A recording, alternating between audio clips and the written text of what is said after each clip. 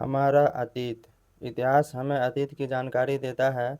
अतीत को जानना इसलिए ज़रूरी है कि अतीत को जानकर ही हम वर्तमान को समझ सकते हैं और भविष्य के निर्माण के लिए सोच सकते हैं। इतिहास मानव जाति की सामूहिक स्मृति है। यदि कोई समाज अपने इतिहास को नहीं जानता है तो उसकी हालत वैसी ही है जैसे किसी ऐसे व्यक्ति की जिसकी याददाश्त गुम हो चुकी है। आप जानते हैं कि मनुष्य एक सामाजिक प्राणी है। हम सभी समाज में रहते हैं। यह समाज हमारे माता पिता, परिवार, गांव, शहर, देश से होकर पूरे विश्व तक फैला है। आपने पढ़ा होगा कि आज की दुनिया एक वैश्विक गांव, ग्लोबल विलेज है।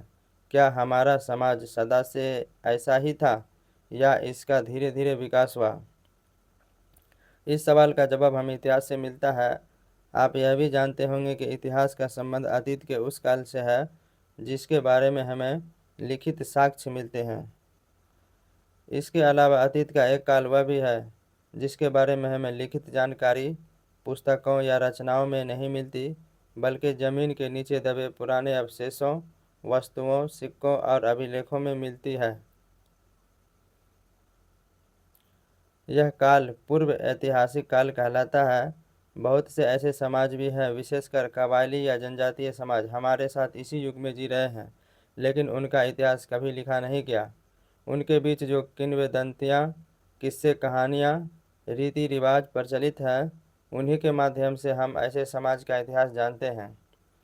तो आपको यह अंदाज हुआ होगा कि इतिहास को जानने के साधन या स्रोत अनेक हैं और विभिन्न प्रकार के हैं। इन्हीं तमाम साधनों या स्रोतों के आधार पर इतिहास हमें अतीत के बारे में जानकारी देते हैं। मनुष्य की उत्पत्ति कैसे हुई, उसने कैसे साथ मिलकर रहना आरंभ किया,